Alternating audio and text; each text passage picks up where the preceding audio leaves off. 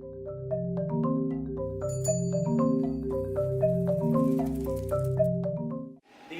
big choices, they come once or twice in our lifetime, and by a set of chance events, which I have to say I think are the worst was this disastrous decision by David Cameron to call it a referendum, which turned the whole question of whether you like what's happening to the country or not happening to the country into the debate whether people wanted to leave the European Union. You know, I've been touring the 100 constituencies up and down the country which voted most heavily to leave. Most of them are in the Midlands and the North, but when you get out into the more rural parts of England, anywhere outside London, the majorities. And I can tell you, if the question on the ballot paper 2 years ago would be, do you want a fundamental reassessment of your relationship with Westminster and how this country is being governed at the moment, there would be a huge majority for that. But the only question on the ballot paper was, do you want to leave the European Union? And so everything became focused on this question of the EU.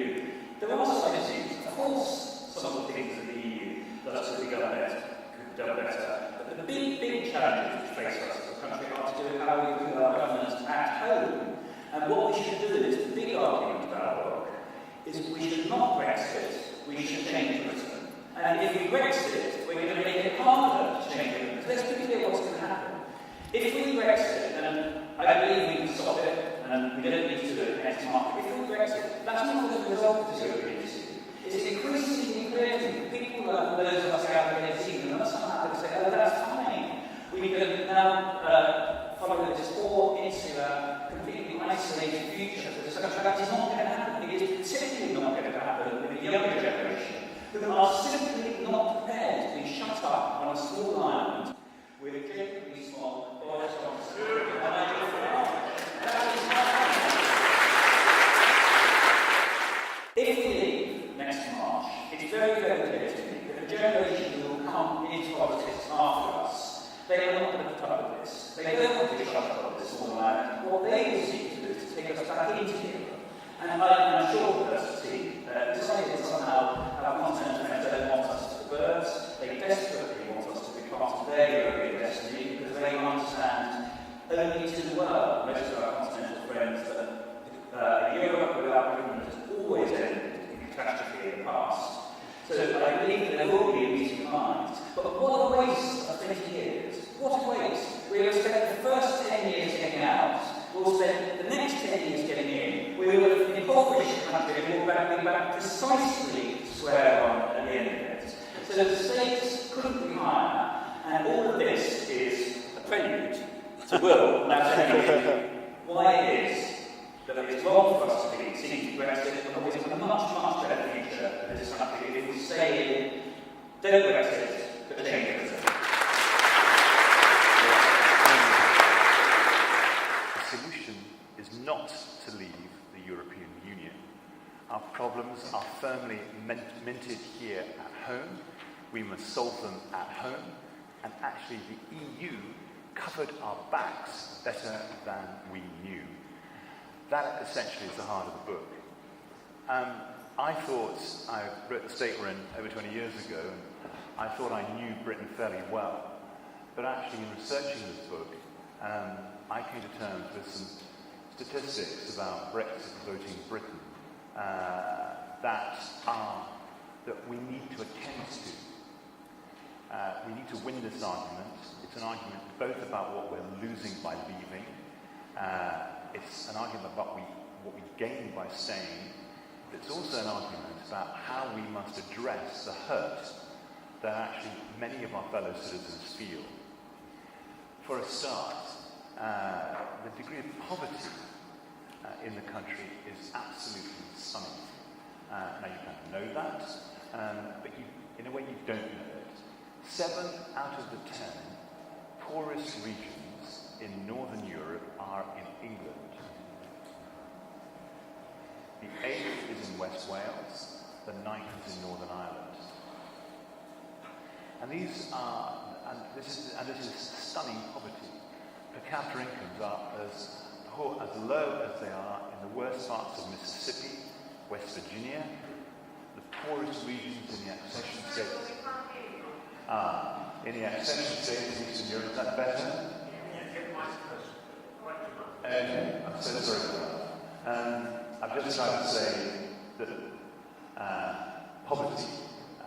study in England, in particular in England. That the capital incomes we put yearly in track are as low as 7 of our English regions, as in the worst parts of Mississippi, West Virginia, and the poorest parts of Eastern Europe. And we found a correlation between the Brexit vote and kind of social desperation just took our joint breaths away. So where there was a rapid increase in the prescription of opioids, antidepressants, there was Brexit. 100 local authority areas where housewives has done nothing in the 10 years after the referendum, all but 6 of those Brexit. The social levels and cold spots in the country, where it's very difficult if you're young, if you're middle-aged, to get out of it. All of those Brexit, 30 of all of those Brexit. And so it goes on. Shit-like syndrome, as GPs turn people who come into surgeries looking, saying they're depressed and needy of antidepressants. Objectively, their economic and social conditions are one to be depressed about. And they go to Brexit. They want to give the Bristols, the Oxfords, the Cambridge, the rich London boroughs, Manchester, a real king of movies. And if you're in South Yorkshire or in Staffordshire, East Midlands, the circumstance of your life is such that there was nothing to lose and maybe something to gain. So part of our book is about trying to develop an economic and social program for Britain, one that is better off done within the European Union, who share our values, and there is nothing in its structures and its protocols to prevent us doing what we need to do. Indeed, whether it be the fundamental Charter of Rights, whether it be the new pillar, social pillar, it is all about the construction of a social contract that works. In those areas of the country where the sales of DIY dental kits, where you self-administer the anaesthetic and self-administer the filling, because there isn't a national dental system, where those sales were growing at their most rapidly, where all Brexit voting parts of England need the second vote very badly. We're going to campaign for it, but integral to our winning the argument is to incorporate within it not only what we lose by leaving or what we gain by staying, but our commitment to do something better for our fellow citizens in our islands.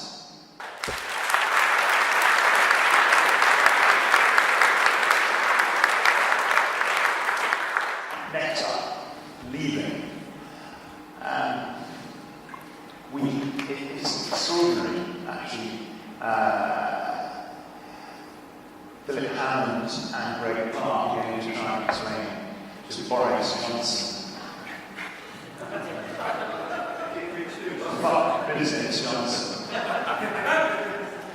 And David Davis, the man who spent 4 hours in the last 6 months negotiating with Michel Barnier, what the consequences are of leaving the single market and the customs union.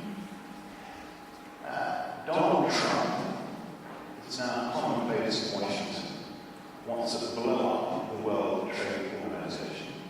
He wants the United States to not only be extraordinarily constructive, he wants to actually leave it. When you hear on the radio another Brexiter coming to the mic saying we want control of our borders, control of our laws, control of our money, and we're not fighting to no deal, we're going to live by WTO rules, the challenge should be, to paraphrase Boris Johnson, what fucking rules? The WTO is an organisation in collapse. Its major powers holding together the United States is walking away from a multilateral free trading system. Who upholds now the World Trade Order? The European Union. 27 member states, there were 28, 27. The 31 countries with whom have free trade agreements, the 30 with whom it is in the process of sealing an agreement. That adds up to 88 countries. That is half the world's countries. The only countries that can compensate for the loss of trade are the United States, China, and India, with whom we do not have, the EU does not have trade agreements. And none of those three countries are about to give Little Britain, as it will be, the kind of treatment that Liam Fox, David Davis, all the rest of them think is so freely available. You simply, the maths don't add up. Donald Trump is going to do his very, very best, as in the Open Skies policy, where actually on April the 1st, if we leave, it may fall out that neither British Airways nor Virgin Atlantic will be able to land in the United States airports because Donald Trump refused to strike out the words EU and replace it with the words UK for a UK-US bilateral deal on transatlantic flights because it is disadvantageous to Americans who has an opportunity to kind of put one over on us and it's dangerous. The idea that these three countries are going to compensate for the loss is moonshine. It's nonsensical. It's impossible.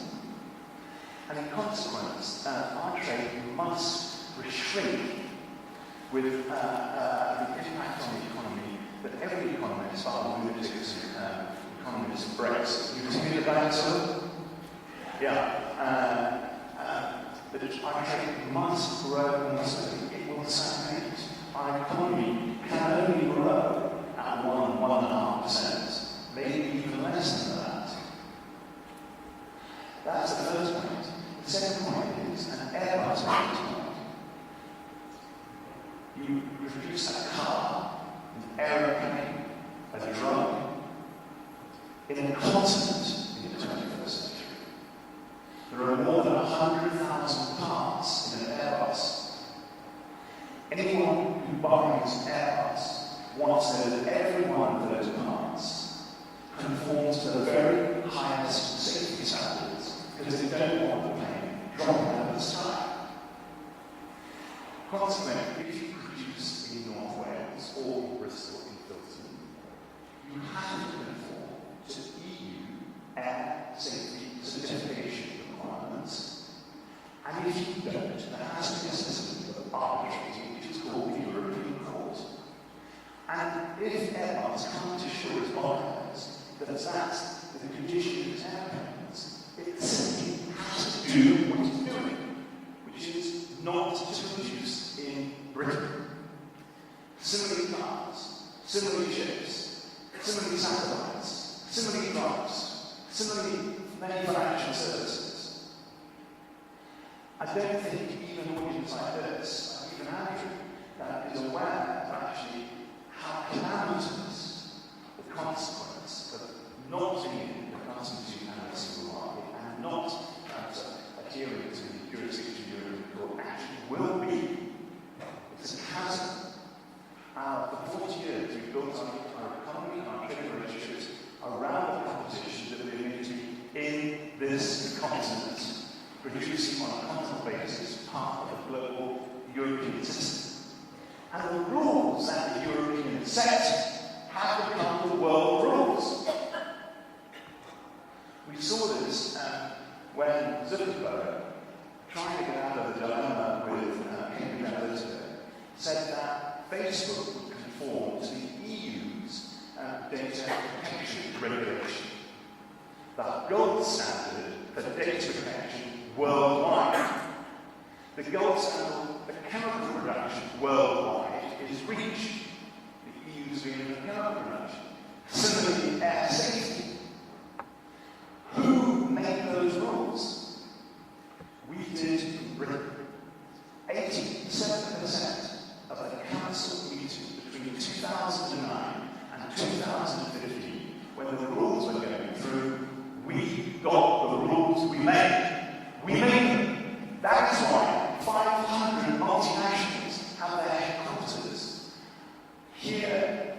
Britain and not elsewhere. We were so effective at being the global ruler. We turn our back on our peril. Whether you're an architect, you're a creative industry, a restaurateur, all the services that were supplied to these multinationals hung upon our membership of the European Union. That was who we had become.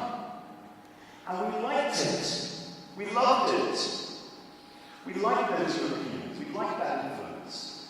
And the only reason we're walking away from it is because in the autumn of 2015, Boris Johnson, talking to his inner circle, was worried that George Osborne had sewn up the sensation of the Tory party because David Cameron had set down in 2019, and unless he led the Leave campaign, Johnson saw their prospects of becoming a Tory leader.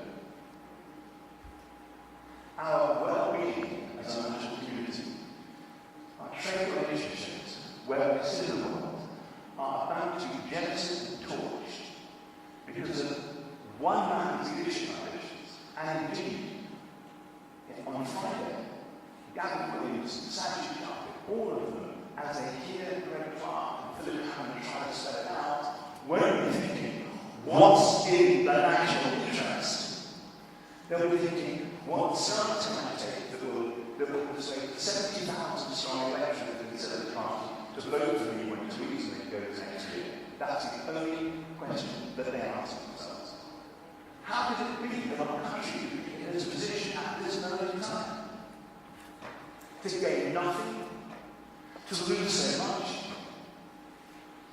And the European Union, and we all know, I took the beginning of what I have to say, just reminding you about the condition of so many people in our country. No one they feel is covering their backs. Turn on the light, drink a glass of water, be on the bus, be on the railway.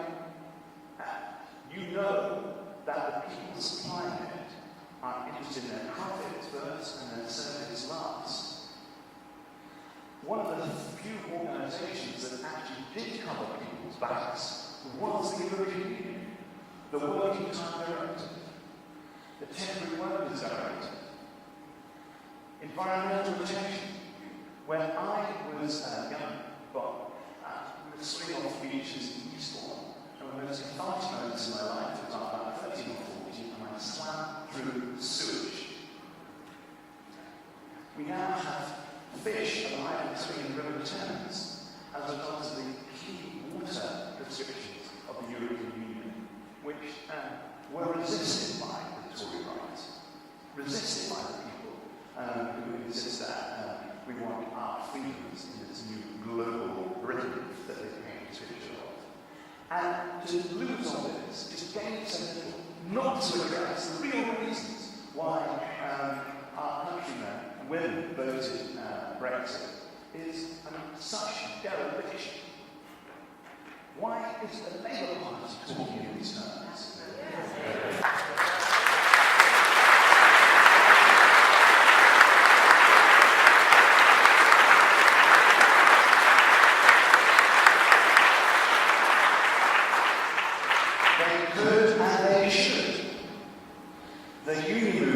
Begun to stir.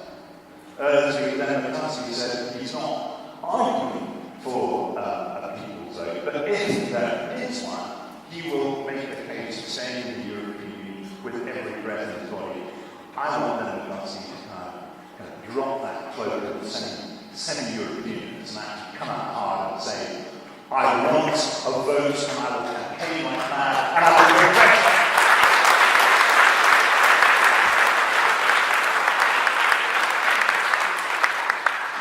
Jeremy Corbyn and John McDonnell to do the same.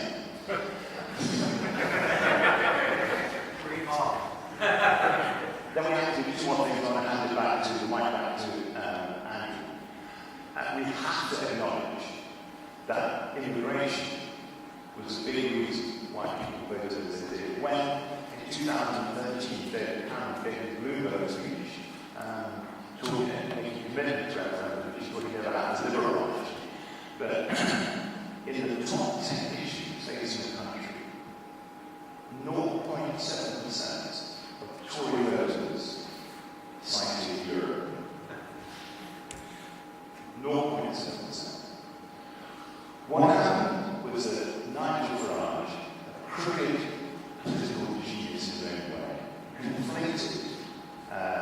from the movement inside the European Union, with the Syrian refugee crisis culminating in an extraordinary as posters in days after, and we didn't have a reply. We didn't have a reply. But actually, what I argue in the book is, I'm making a number of points. First of all, Britain has always shaped its immigrants. Immigrants don't shape us. And our immigrants become alchemy that makes us who we are. I can trace my family back to Northern Conquest and more recent, but we're all immigrants. And we embrace our immigrant stock.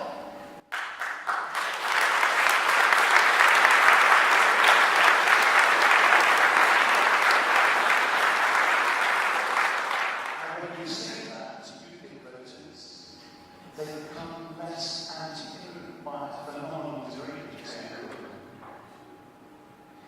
But we also have to assure our country women and men that we know who's here.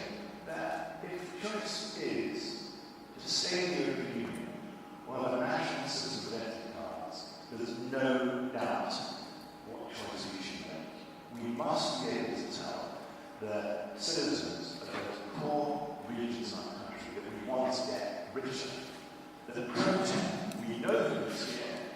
We know how many are here. We will send back those who are not illegally. Students will know who's coming in, who's going, and we actually do control our borders. We know who's here. We can move within the EU protocols, like the Spanish, like the Dutch. We can, if we choose, for short periods of time, give preference to disadvantaged natives in application for jobs, only by those who are coming from the European Union. We doesn't, and we can spend money, seriously, on relieving pressure in those few pinch points where hospitals and schools and roads are under pressure because of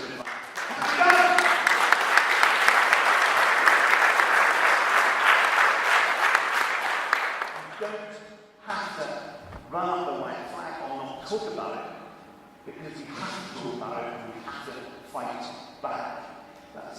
And lastly, we really have to, as Andrew said, have the question about do you want to have more control from Westminster and Whitehall or not? Do you think you are well governed? The answer would be a resounding no. And one of the things that we try to do in the book is to start just what the new political sentiment should be. If we leave, and we plan to fight, Andrew and I, and with you, at last breath fighters, if we leave, the day after we left, we do two things. We recommit to getting back in, and we insist upon a constitutional convention in which we rewrite the constitution by which we are governed.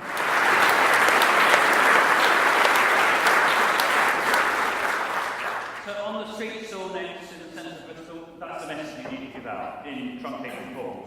Now, I'm a relatively recent immigrant to this country. My family came in 1959 from Cyprus. Cyprus is now also a member of the European Union.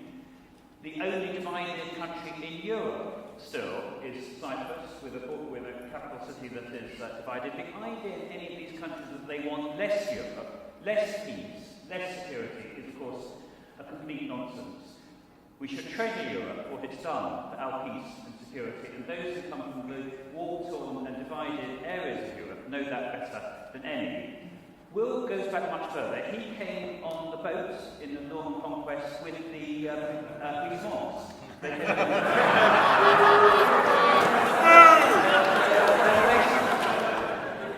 you may remember 2 months ago, President Macron came over and made a sort of semi-state visit, which I have to say. Did you see his interview on the Mars programme? When did you last see a British Prime Minister give an interview which was as good as that? It hasn't been in recent times. Anyway, the President said that he was going to lend us by a tapestry. I don't know why you buy a tapestry, why it's thought to be appropriate, but it must have something to do with celebrating Will's ancestry. And we have decided what we're going to give as a gift back. And the Majesty of the Queen has offered France, in return for the Bio Tapestry, Jacob Rees-Mogg. Jacob is going to put it on display in the Louvre for 2 months next year, representing all that is best, and maybe some of the things that are worse about English history over the last 800 years. But I have news from France. The President of France sent back a message to His Majesty saying he's not satisfied with Jacob as returning guest. On the grounds the Bio Tapestry is considerably more recent.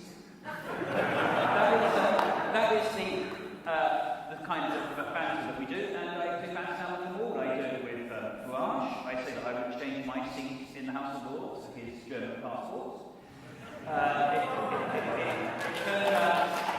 It turns out that he doesn't have a German passport. The reason why he was the German consulate filling out this 1,000-page form, which you need in order to get German citizenship, was his children who got German citizenship. Well, why can't all of our children also have European citizenship and not have to apply citizenship to another?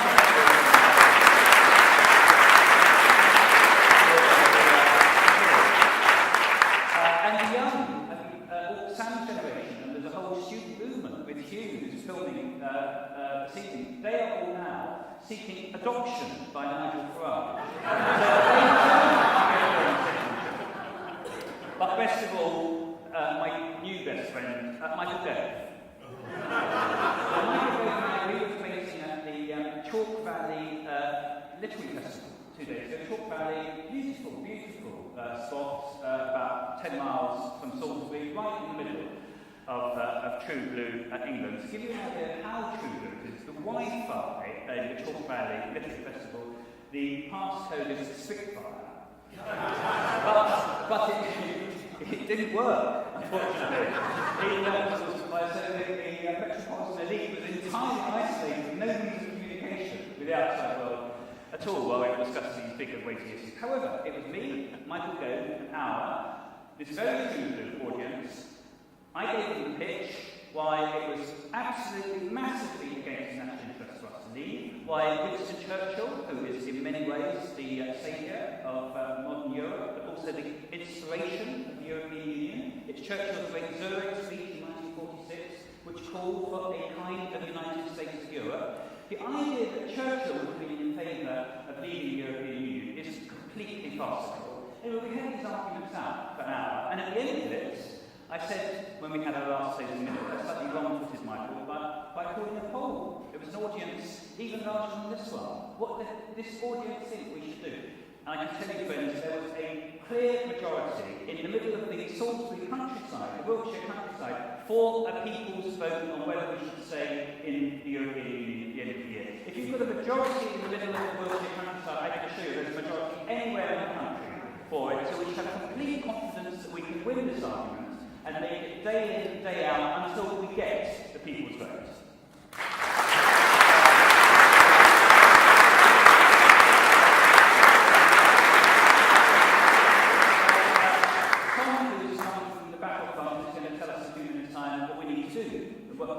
In order to campaign, what the plans are for the great march that we're in preparation for in the autumn and so on. I'm inviting them up to the front in a few moments. I just want though to bring together the strands of what you've heard from Will, what you've heard from me earlier, what you've read about bit by bit in the papers and all that, and why these arguments for staying are so profound. I've been in politics now for the best part of 30 years, one way or another. I have never dealt with a big issue where the arguments were so much on one side as this issue of whether or not Britain should stay in Europe. Apart from the fact that house prices in London are now coming down, I cannot think of a single argument for Brexit that leads to anyone being better off. And house prices coming down when there are no jobs later isn't a great combination, I can assure you. It's very difficult to believe. But why should we stay? Let's bring these arguments together. There's a massive economic argument for staying in, a massive political argument for staying in, and a massive security argument. The economic argument, 2 years ago, no one voted to be poorer. The one thing you can be certain of if we leave the European Union, because so much of our trade is with the European Union, and the countries with which the European Union, as Will said, has trading arrangements, we will be sacrificing sacrificing jobs. What you've heard from Airbus and BMW in the last week is just the beginning of what will happen in terms of disinvestment in this country if we no longer have secure European markets. This is economically a terrible step for us to take, and all of this stuff you read about max ban, customs partnerships that aren't called customs partnerships because Jacob Rees-Mogg doesn't like that phrase, so we have to develop ever more abstruse terms and weakened versions of the status quo. Look, the thing that works is the customs union, the single market, and the European Union. So what should we do? Stay in the customs union, stay in the single market, and stay in the European Union. It's very simple. The idea that what you do is try and create imitation organisations which are all weaker than those three in order to safeguard the same benefits is the politics and economics of Americans. The economics.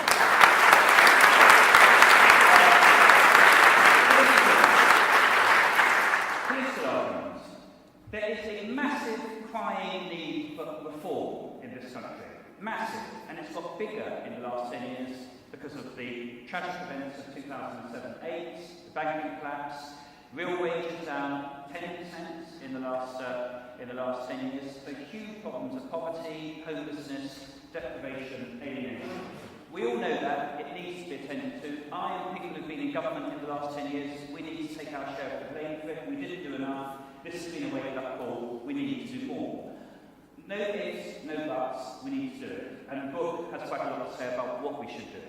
But the single worst step we could take in terms of reforming this country, tackling poverty, tackling alienation, tackling deprivation, would be to leave the European Union, scapegoat foreigners, scapegoat Brussels, and go into a kind of xenophobic zombie land for 10 to 15 years, while, as I said earlier, we get back to first base. That is no perspective to this country at all. It is simply a lurch into a ferocious nationalism, which may provide those on that part of politics with an excuse for saying they've got something to do to improve the country.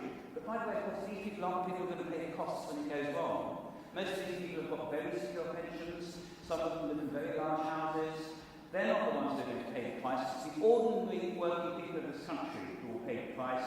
We need to sound that alarm bell very, very loudly now so that we can stop Brexit, reform Britain, and get on with the job of improving the NHS, improving opportunities to young people, particularly the half of young people who don't go to university. At the moment, get a very poor deal because there aren't enough apprenticeships.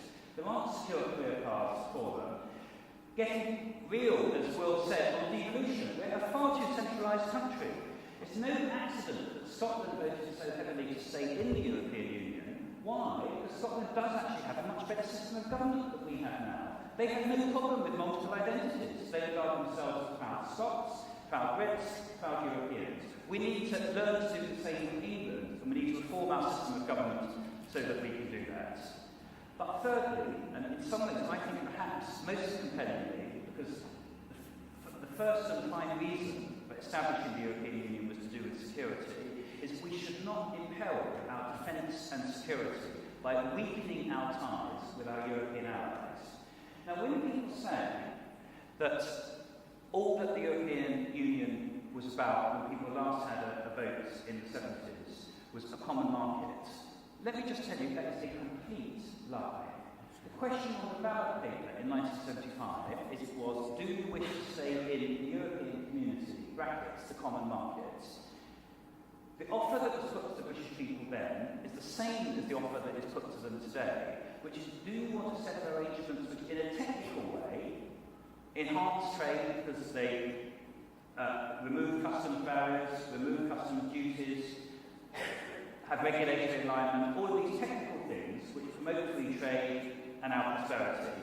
But also, alongside that, is a determination and a commitment to work together as nations and as peoples to reduce conflicts, to pool sovereignty in order to deal with external threats, and those external threats are huge at the moment. Trump going west, Putin going east, President Xi a bit further east, and that has just abolished the Chinese constitution and pronounced himself to be essentially emperor for life. These are huge, big, real existential challenges that we face.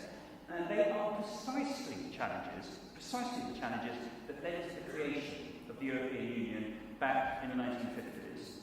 And just to conclude, before I ask Thomas to tell us what we can do to stop all this, in the book, we quote the founding charters of the European Union, and the most important founding charter is the Treaty of Paris of 1951, which is the treaty that established the European Coal and Steel Community, which was the original six: Benelux, Italy, France, Germany, who then went on to sign the Treaty of Rome 6 years later, established what became the European Union, which is what we joined 15 years later because we failed to be in at the outset. Then we bitterly regretted it within a few years of not signing the Treaty of Rome. When I was working with Will on this book and read the founding treaties, I expected that the Treaty of Paris was going to be a long and technical document about the regulation of coal and steel industries. And indeed, there is a lot of technical stuff in it, hundreds of pages. These treaties are long. Getting cooperation between countries is a painstaking and difficult thing to secure. But the opening of the treaty has nothing whatever to say about coal and steel. What it talks about is the solidarity of the peoples of Europe and peace. Let me just read to you the opening paragraphs of the Treaty of Paris of 1951, 6 years after the end of the Second World War. This is how it begins. The President of the Federal Republic of Germany, the Prince Royal of Belgium, the President of the French Republic, the President of the Italian Republic, the Grand Duchess of Luxembourg, the Queen of the Netherlands, and their plenipotentiaries.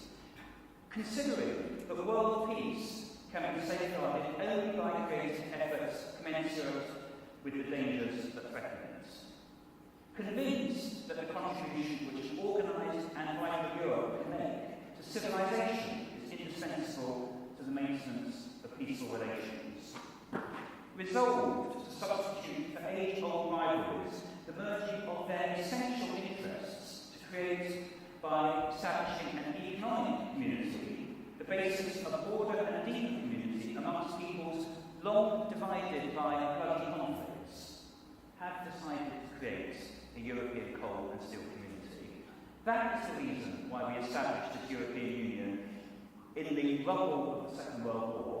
That is why it's so relevant still today in 2018, and that is why we should fight, as Will said, the last breath that we've got, to see that we stay in, that we don't commit this massive national act of self-harm, which could also jeopardise the peace and security of Europe, and we do the right thing by our children and our grandchildren. Thank you very much.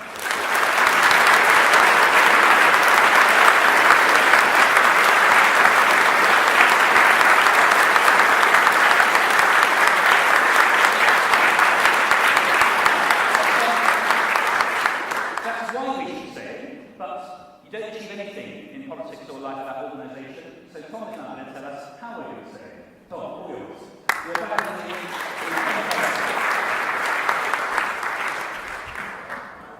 Thank you, Andrew.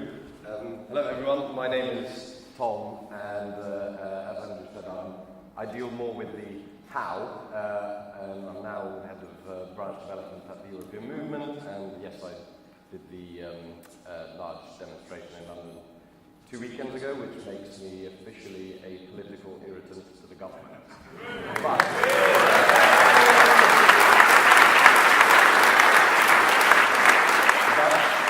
actually, I started with Sam in a pub just behind here over 2 years ago. We co-founded Bristol for Europe with many other people, and since then, Bristol for Europe, we marched, and nobody took any notice. We said, could you please stop this madness? And nobody took any notice. And then we decided that we should go to London and have a big demonstration, and they called us London-centric. And we said, yes, but when we go outside of London, we don't take any notice. So now that we've been to London and we've shown them that the People's Vote campaign is not about metropolitan liberal elites. It's about people from all walks of life, from all over the country, saying to the government, this is not what anyone voted for, and we want a people's vote on Brexit with an option to stay. But they've taken notice now, so the plan is, been to London, we are going to go back out to the country and show them this time that we are not London-centric. And in fact, I've just come from a meeting with Sam and Claire of Bath for Europe, who I hope is here, but I'm not sure, to discuss precisely how we show that the South West wants people's votes as well. So in the coming weeks, you will, Sam will get in touch with everyone again and call you to an official launch of the people's vote in the South West. And once we're done in the South West, we will go to the North East, we will go to the North West, we will go to Scotland, we will go to Wales, we will go to every region of the country until they understand that this is a real people's movement with real concerns that need to be listened to. And once we are done with going around the country, we will go back to London on the 20th of October and we will stage the largest demonstration this country has ever seen. When the deal comes back to Parliament, we will show them that the unions have changed their position, that the majority of the country now disagrees with the government's destructive Brexit, and that we have a plan for this country, which is first, stop trying to turn us into an isolated nation on the peripheries of the European Union, and let us get back to what is really meaningful to this country and start addressing the issues that caused Brexit in the first place. But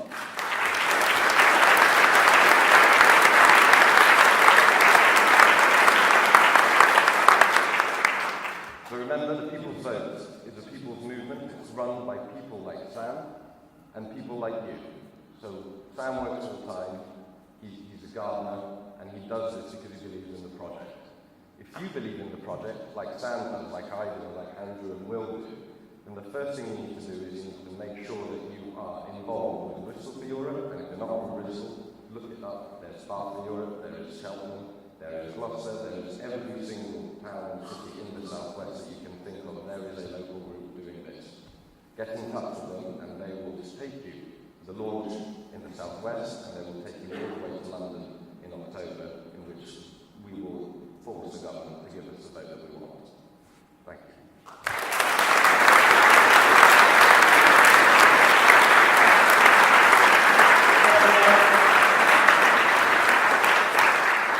You've heard a lot from us about why we should say it, how we can say it. We've got 15, 20, 25 minutes now for questions and comments. Who'd like to pitch in? Yeah, please, sir. Yeah.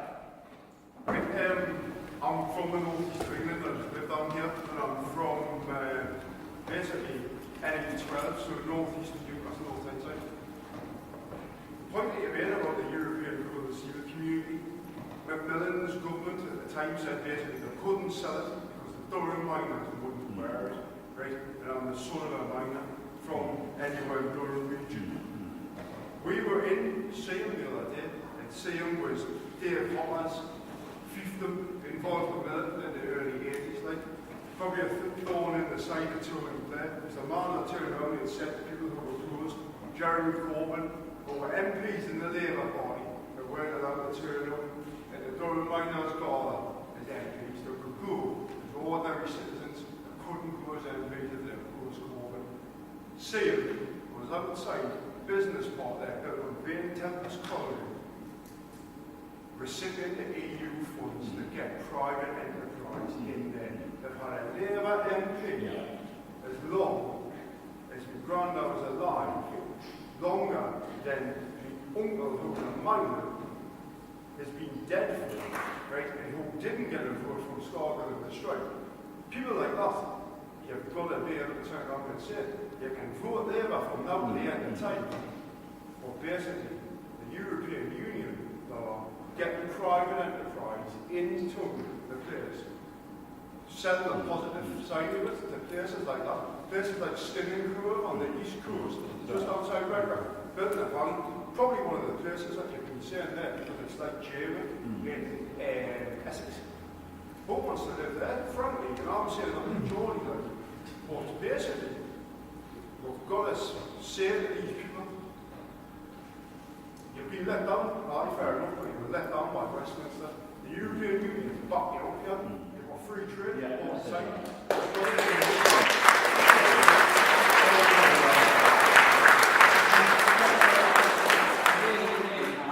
Just have a vote from here, it's a place called Newton Acre. When I was Transport Secretary, the big Japanese company Hitachi to build their factory, which is building the next generation of trains in Yukoneka. 500 people who now work at that factory. The reason they came to Yukoneka is so that they can export the trains to Europe. That is why they're here. If we leave the European Union, all of those jobs will move to the continental mainland. The same with Nissan, which is also in Sunderland, not that far from here either. If we leave the European Union, you can bet your bottom dollar, the next generation of cars, they will not be made here, they'll be made on the continent, because they don't have customs tariffs, customs duties, customs regulations, have to navigate each way. So you're completely right that the North East, their whole economic future depends upon being part of Europe and not being isolated from Europe. And I think people increasingly see that, and that's going to be a really big issue in this people's votes. Thank you very much. Yeah, please, lady there in the middle. I'm absolutely outraged that today there seems to be very little outrage that vote leave committed fraud, and therefore the Brexit referendum, the result, should be null and void. And what are we going to do about that? I'd be really interested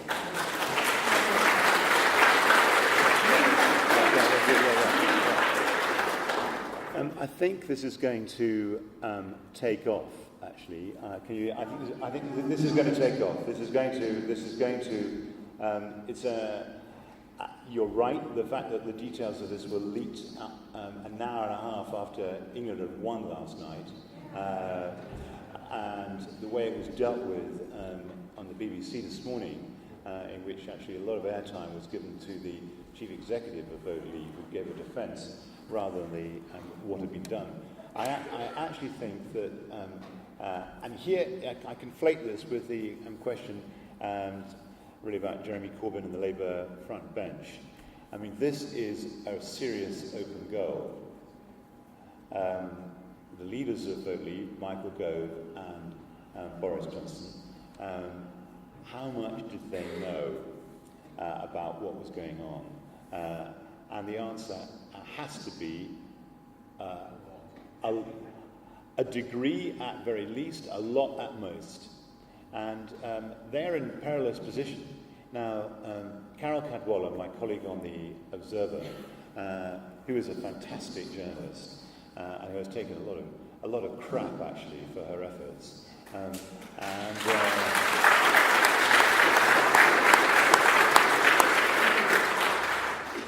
I have to say, has been backed. I mean, those of you who are Observer and Guardian readers, I sat on the Scott Trust for 14 years and had a hand in the appointment of both editors, Kath Viner and Paul Webster. I have to say that the Scott Trust and the two editors have stood four square behind her, and they will not stop. And Carol has got some amazing information yet to get out in the public domain. So this is and ultimately this will break. The only question is how quickly. So I know everyone in the room shares your anger, but be sure that the journalists are on it even as you speak. I can't say more than that, but what you need, I mean, it was quite good at PMQs yesterday that Jeremy Corbyn asked some telling questions about buses to the Prime Minister, and there were the lack of a universal service in buses, and he scored some points. But actually, there was an open goal, and we need him to pick this up and really, really run with it. In fairness to him, the news hadn't broken when he went in PMQs. There's only one more or two more before actually the recess. But actually, those in the audience here are members of the Labour Party. There's 4 very good Labour MPs in Bristol. I mean, they need to know what you think, and actually that you want, as the citizens of this great city, their MPs, to ask these questions of the government of the day. Come on, so the anger that you feel can be expressed through the House of Commons, and it can be expressed through Corbyn finally, maybe moving into a more proactive pose. On this point about David Cameron, I'm afraid we're now in the court of history, and I think I've got a fair sense of how history will judge David Cameron. I think he'll be up there with Lord North and Anthony Eden and probably Theresa May, actually, in terms of really seriously undermining the national interest. But let's not get stuck in the past. What we've got to do is to see that they don't determine the future. That is the absolutely critical thing now, that those people who have systematically got it wrong over the last 10 years, we shouldn't in a fatalistic way allow them now to condemn the whole country to the consequences of their folly. So I'm very happy for the history books to start passing judgment on David Cameron, but I'm absolutely determined that the last chapter of this book will be how we stayed in the European Union, because we reversed the result of that terrible referendum he called 2 years ago. We didn't allow the lies and the misinformation which triumphed 2 years ago to determine our future, and instead we had a people's vote with a fair campaign, without the Russians and all kinds of other dodgy interests determining what's going to happen, and with the facts coming out, and the facts are so overwhelmingly in favour of staying in the European Union and not betraying the economic, political and security interests of this country, that is not what determines our future. So look to the future, don't get stuck in the past, leave David Cameron to be the stuff of the history books, because that's where he belongs. Part of the book is a charter for young people, and is Andrew's particular strength. Andrew, I want to get you to talk about that. You're fantastic on that. Go on. Go. On the young. Well, the first thing we should do is votes for 16 and 17-year-olds. It's high time. It's their future that's at stake, so they should have to vote. We also need proper political education in schools, not indoctrination, but citizenship education. We also need all 16 and 17-year-olds to be registered to vote in their place of study, and there should be a polling station in every school, every college, so that it becomes the natural thing to vote, not something you have to go through an obstacle course to do, but you just do because it happens and you're expected to do it. And then, and this is the controversial idea that Will and I thrashed up, took us some time to get to it, this big issue, because the Australians have mandatory voting. The idea we put in the book is that we should have mandatory voting for people's first election. So that when you are 16, 17, 18, whenever your first election comes, you should be expected to vote. It'll be very easy to vote because there will be a polling station in your place of study. You should be expected to vote then because you are a young adult, and a badge of citizenship is that you vote. If you then choose not to vote after that, well, that's then your own lookout. But we should encourage and to some extent mandate young people to become citizens, that is, to play their part in our democratic processes. And all of the research evidence is that if people vote in their first election after they come of age, they then always vote in subsequent elections thereafter. If they don't vote in their first election, they tend not to vote thereafter. That's our manifesto for young people and democracy, and the first election and poll that they should have a vote in is the people's vote on staying in the European Union, and I'm pretty sure that the overwhelming majority of them are going to be voting to stay in the European Union, and the vote that they cast in their entire lifetime that they will be proudest of will be that vote to stuff Nigel Farage, Boris Johnson, Jacob Rees-Mogg, and stay in Europe. And look,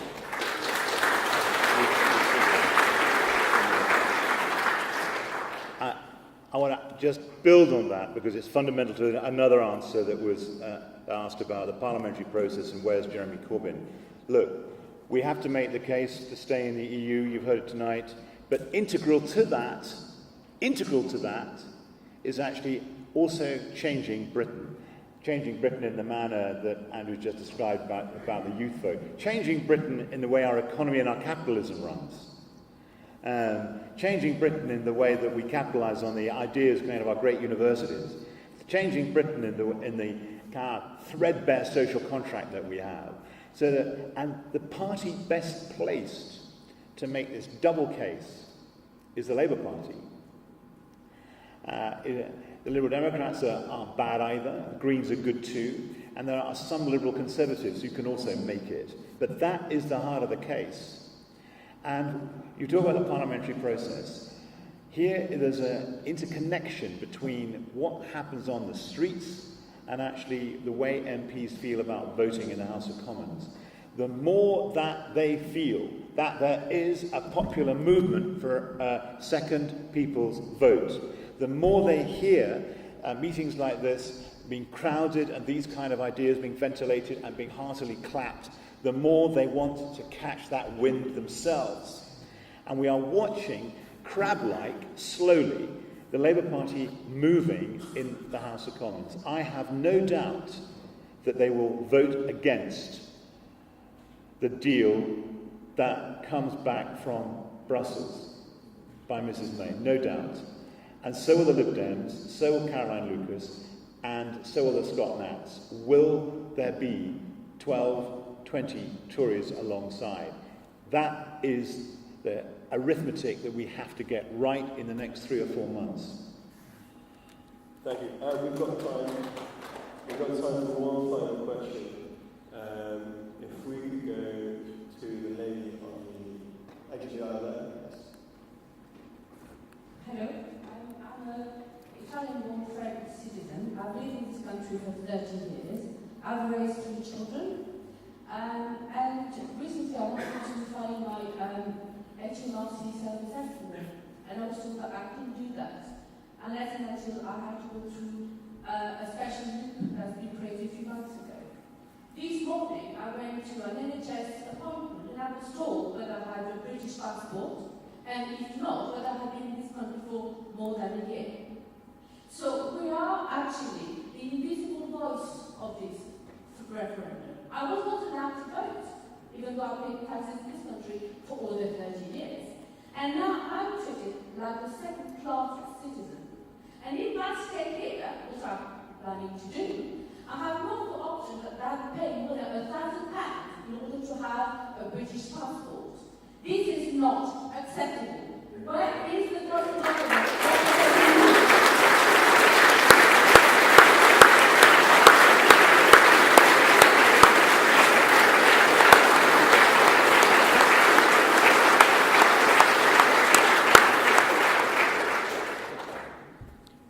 I mean, I think it's a fantastic question.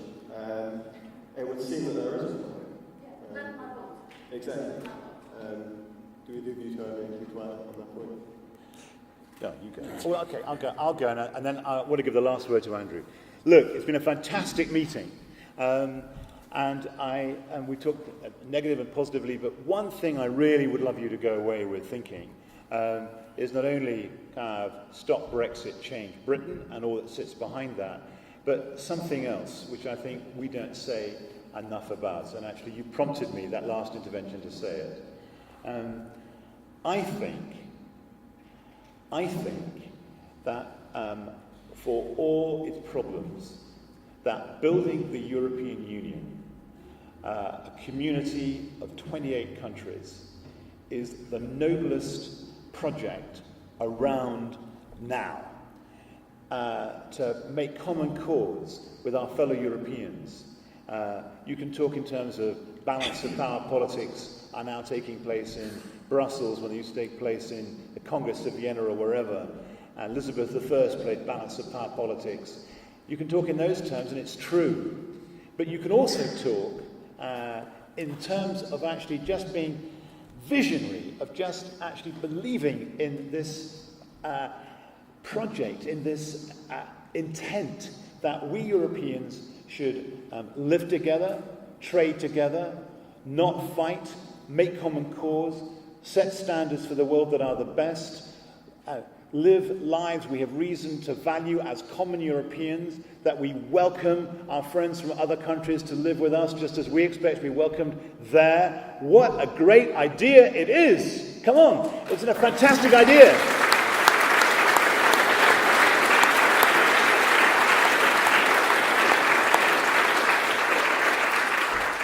And it brings these multiple benefits in its train. So please think that. And Andrew, over to you. We began by talking about our different and shared identities. I'm proud to be Cypriot and to be British and to be European. These all go together. In the interminable debates we've had in Parliament over these pieces of legislation to wrench us out of Europe, and hundreds of hours have now been spent, and we're still in the foothills of what's going to have to take place before we leave. All kinds of interesting facts have come out. One of the most interesting by far is the status of citizens who live in Northern Ireland at the moment. Under the Good Friday Agreement, which is an international treaty, all residents of Northern Ireland, whatever their nationality, have a right to an Irish passport as well as a British passport. The British government agreed that. That is part of the Good Friday Agreement. Now, this led me to say in Parliament, I thought there was a very simple solution to the citizenship issue, which is that we should invite the Republic of Ireland to extend that very kind offer of Irish citizenship to the mainland as well, so we can all have citizenship, not just in Northern Ireland.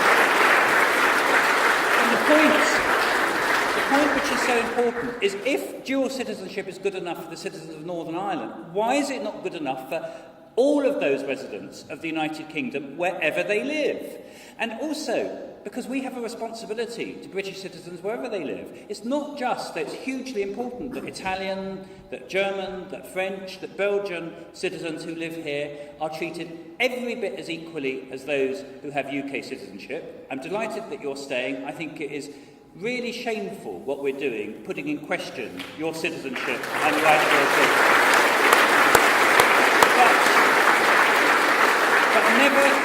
But never forget there are 1 million British citizens who live on the continent. Now, we have a responsibility to them. Why should their rights become those of second-class citizens if they live in France or Germany or Spain? Are we seriously saying that we expect the French government, the German government and the Spanish government to give them complete equality of rights while we deny those same rights to their citizens living in this country? This goes to the heart of the European project, as Will so rightly put it, which is to unite the peoples of Europe in one shared sense of identity, citizenship, and people who trade together, who live together, who have common citizenship together will never, ever again fight each other, which is surely what we should be seeking to achieve in the European